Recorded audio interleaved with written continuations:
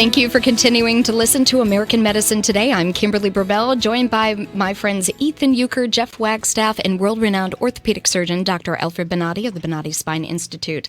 On the line, we have author of critically acclaimed Vietnam memoir, A Field of Innocence. So let's welcome to the program Jack Estes. How you doing, Jack?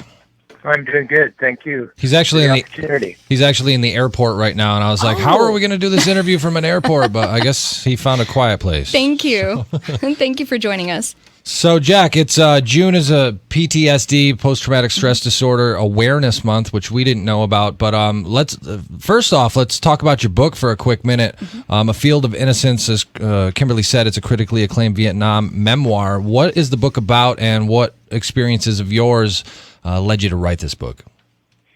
Well, like I like to tell people, I started punching the keyboard to stop from punching people out. So it was really a cathartic experience that the writing the book became.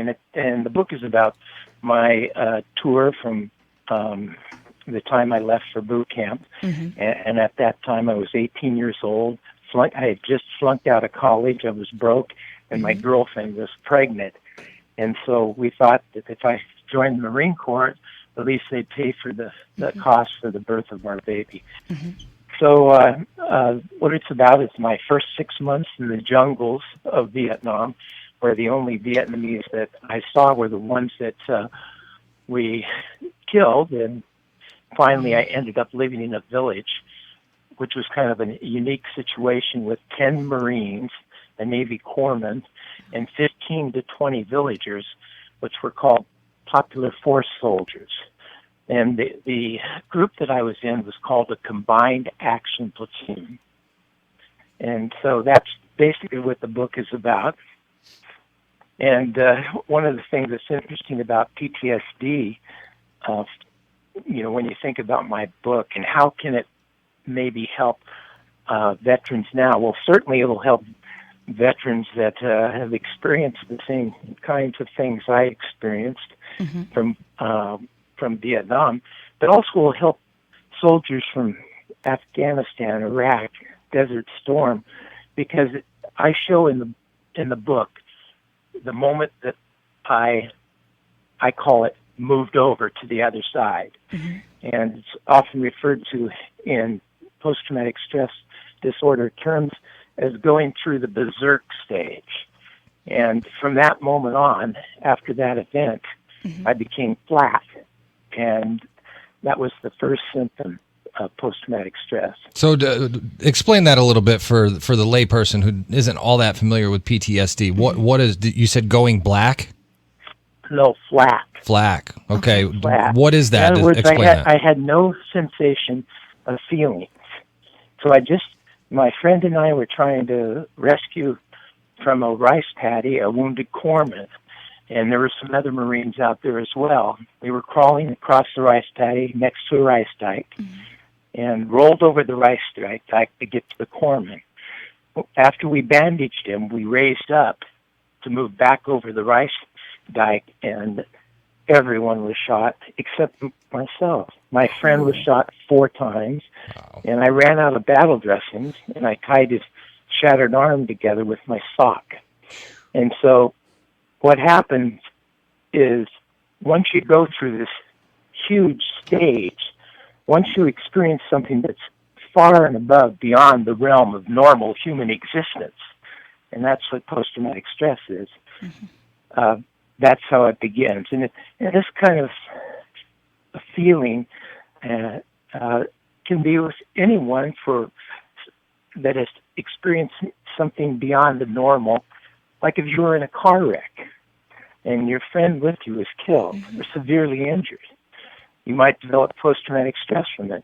If you were a woman and you were raped, you might develop post-traumatic stress. You could develop it on the job, in almost anywhere, in any phase of life in our society, that could happen. But what it really means is if an individual moves and experiences something beyond the normal realm of human experience. And so, Jack, what were you able to do in your own life to sort of get past some of this PTSD, or have you not gotten past it?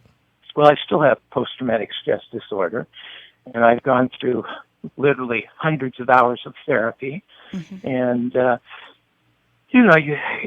you still deal with some of the things. Like, for instance, hypervigilance is something that I always have, and I developed that from being in Vietnam. You're always cautious about where you're going, where you're walking. Before I go to even the end of the hallway, I want to kind of move around that corner carefully because I don't know what's there. So that's one of the things. I don't even know how one is supposed to recover from that. So many, do you want to say children? At 18 years old, you can become enlisted. And, it's one thing to say that they train you for this, and it's one thing to be physically capable, but the mindset is something completely different. And I see what's happening with the veterans, not getting the treatments that they need. Because it's both a physical and a mental thing. So when you are out and you're back in the regular world community, what you have to deal with, hats off to you for taking the path of becoming an author and using that to make it more cathartic for you. I have the utmost respect, and I'm so sorry that that's something you have to deal with on a daily basis. Well, I wanted to tell you a couple other things.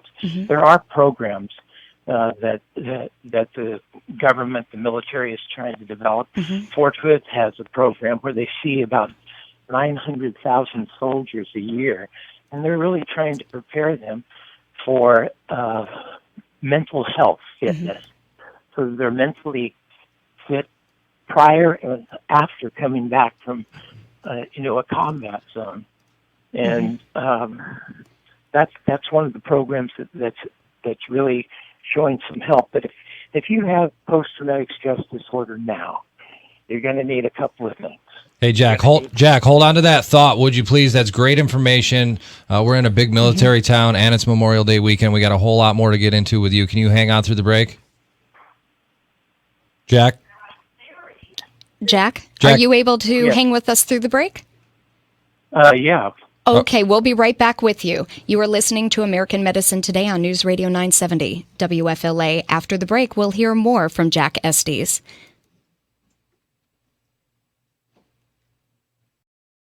You're listening to American. Revolutionary in his field, Dr. Bonatti created, perfected, and patented the Bonatti spine procedures. Using his genius, Bonatti invented precise tools necessary to minimize surgery, scarring, anesthesia, and recovery.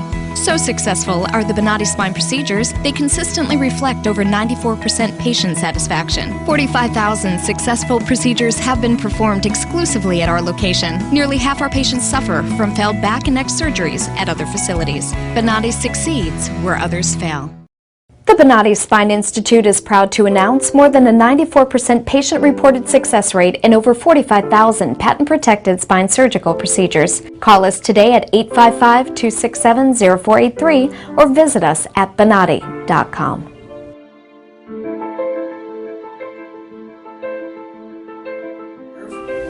All my pain is gone.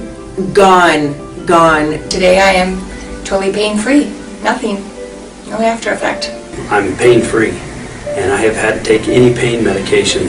Today I am pain-free for the first time in over a year, and it is so awesome. I only wish I'd known about it earlier. Right now, I am completely without pain. Sitting here in this office right now, pain-free, eager to enjoy the rest of my life. I am feeling great.